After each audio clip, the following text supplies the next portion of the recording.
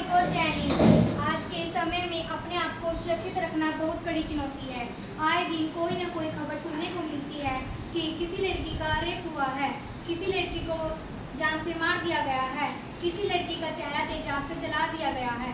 इससे पता चलता है कि आधुनिक समय में भी लड़कियां सुरक्षित नहीं है। अरे अरे, लड़कियों तो क्या, लड़के भी दुर्घटनाओं का शिकार होते जा रहे हैं। अरे अरे, हमारी सुरक्षा के लिए तो पुलिस है और कानून भी बने हुए हैं जो अपराधियों को पकड़कर सजा दिलवाते हैं।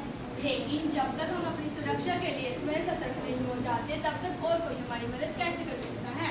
अरे जो लोग देख सकते हैं वो भी अपनी सुरक्षा नहीं कर पा रहे। मैं तो देख भी नहीं सकती, मैं अपनी सुरक्षा कैसे करूंगी? आइए हम इसी विषय पर एक नाटक लेकर आए हैं जिसका विषय व्यक्तिगत सुरक्षा।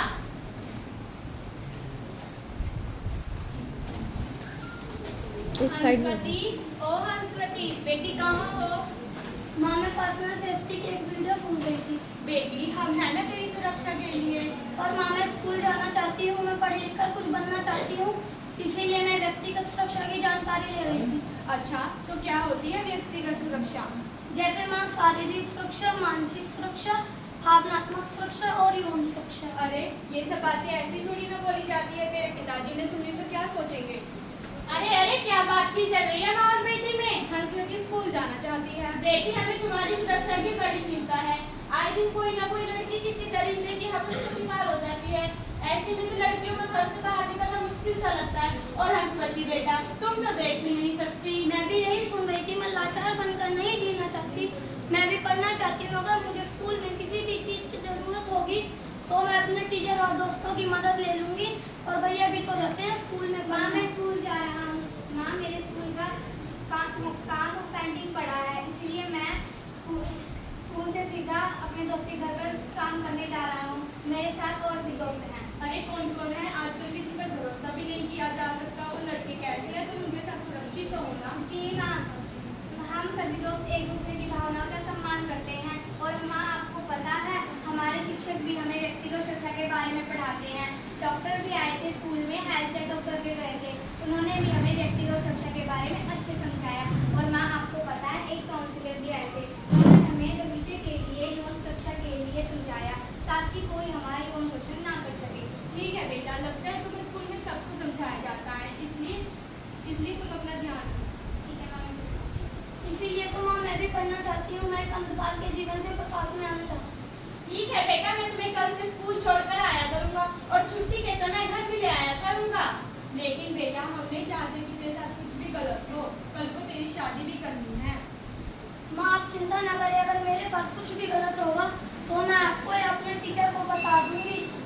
मैं अपनी सुरक्षा का अच्छी तरह ध्यान रखूंगी।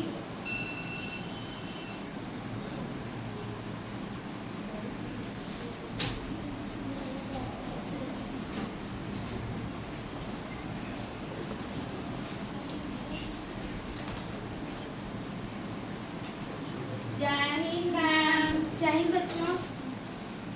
मैं आपको कुछ बताना चाहती हूँ। अच्छा, बताओ बेटा। आज जब मेरे पिताजी मुझे स्कूल में छोड़ के गए तो जिस लड़के ने मुझे मेरी कक्षा के अंदर छोड़ा था उसने मेरा हाथ जोरों से पकड़ा और मेरी कमर को भी छूने का प्रयास किया। क्या किसी ने देखा वो लड़का कौन था? जी मैम, वो सोनू था, 10वीं क्लास का। कोई बात नहीं बेटा, मैं अभी उसके पेरेंट्स से बात करती हूँ। ऐसे कोई किसी को परेशान नहीं कर सकता। अच्छा किया हंसवती बेटा, तुमने मुझे बता दिया। आज का हमारा विषय भी यही है, व्यक्तिगत सुरक्षा, पर्सनल सेफ्टी। इसमें शारीरिक, मानसिक, भावनात्मक और यौन सुरक्षा आते हैं। शारीरिक और मानसिक सुरक्षा के अंतर्गत हमें यह ध्यान रखना है कि हम जिस चीज़ से सहमत नहीं हैं उसे ना कहना सीखना है और कोई भी हमारा यौन शोषण न कर पाए। अब आपको अपने शरीर की साफ सफाई का विशेष ध्यान रखना है। उधर फोन करो बेटा।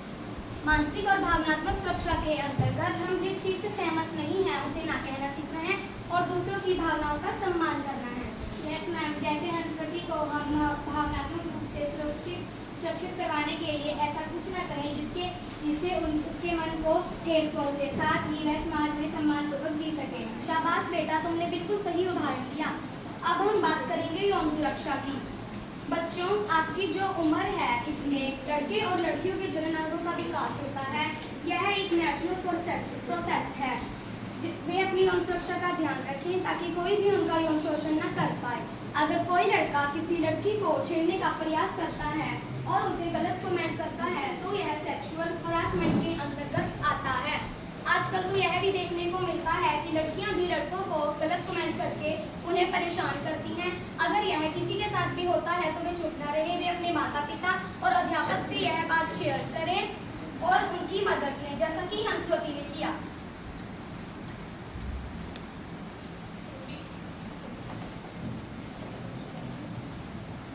बेटी तो आज का दिन कैसा गया स्कूल में?